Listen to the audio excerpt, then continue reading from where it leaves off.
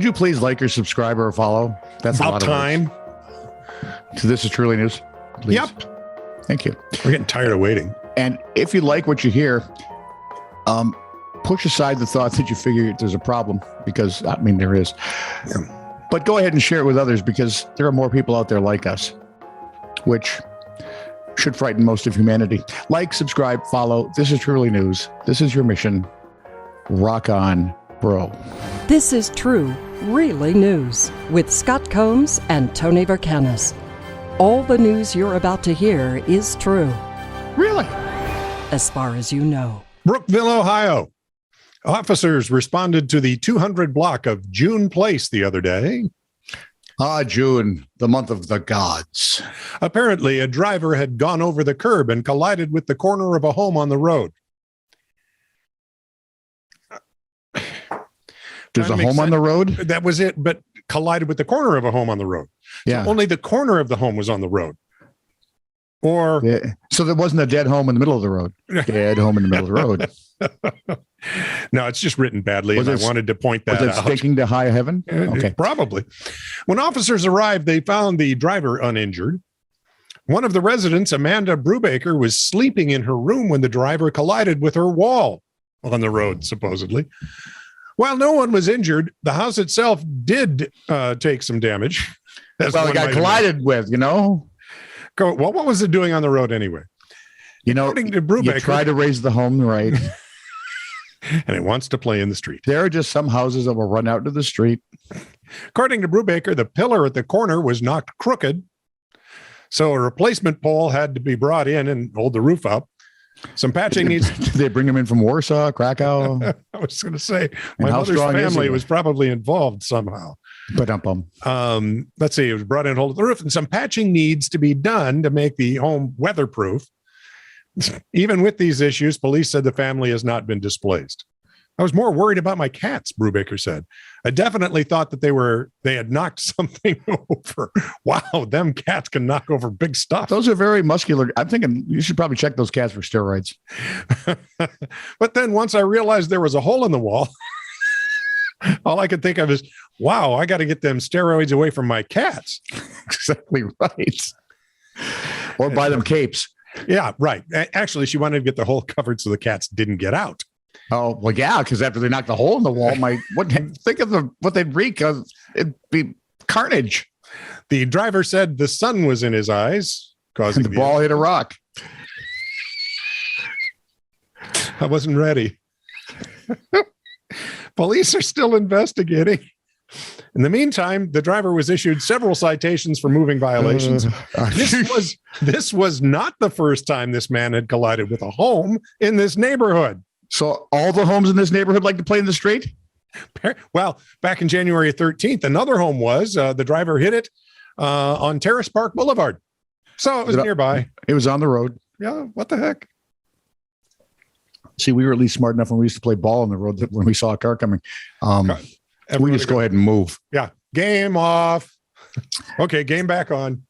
According to WPAL TV, things got a bit heated in a Pasadena, Maryland community.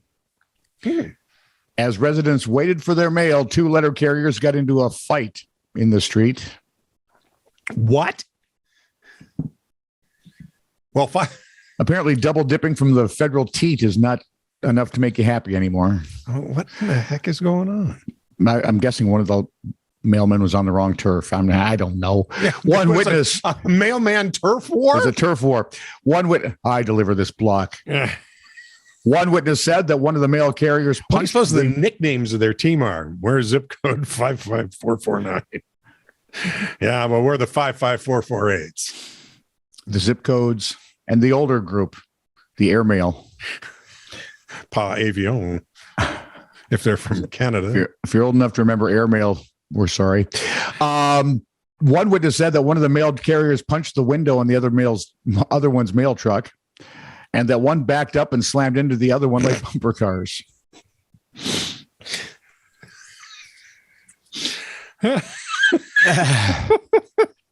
According to another witness, Brenda Ripto said there was mail all over the street. They kept going around the block, and at one point, they were front to front, hitting their bumpers together. I would pay money to see that. Yeah, but you could, you write this as a script for a Hollywood show and they will throw you out the door. Oh, they will. You wouldn't get past the premise. Although in this day and age, maybe residents called 911 because who else you call? I mean, really. Postal inspector? So the Postal Service did what the one guy kept dropping his left hand, and that's what made it problematic for him. They sent other carriers out to pick up the mail, which was actually delivered by 7:00 that night. People along the route said that their regular mail carrier was on vacation, so the angry stand-ins were unfamiliar to them, and apparently not familiar with the turf, but familiar with each other enough to start a fight. I'm wondering, was there, there were some other shenanigans going on here. Something else was involved. Yeah. Or maybe all the houses just moved to the middle of the street and they picked them off. And that's what it came to. Although I don't think Maryland has homes that are that unruly. The customer is always weird. Oh, pretty much always. I once had a customer storm upstairs to our customer service department to make a complaint about how we'd moved menswear upstairs, and he couldn't get upstairs because of his knees. And while we had an elevator, he was also claustrophobic, so he couldn't use that. Question, sir. So he can't get upstairs because of his knees. Yeah. Can't use the Darth Vader because of knees. Mm-hmm. How in the hell did he get claustrophobia? How the hell did he get up there to complain? That was not covered. I'm sorry, in the testimony, because that would kind of be my question. Yeah, you made it upstairs to complain. Shut up. You made it upstairs to complain, you moron. Over there, menswear. And there are the underpants. You can pull those over your head and shut up. You might want to stock up so you don't have to come up here again. I was screamed at one time because I didn't open up shop an hour before opening time because he was here now. So open the store. I was screamed at once for, signing on a radio station an hour late, but never. Yeah, really. I've been yelled at for that too. Yeah. He kept banging on the door until we finally opened. Then he threw a metal bucket at my head. Good times. Those were the days. Throwing a metal bucket at someone's head isn't the incentive you might imagine it is. Does it frighten anyone else that these are the good old days for a whole generation? I used to deliver pizza and had someone get irate and refuse a delivery because they'd ordered their food to be delivered at 7 p.m. And I got there at 6:55.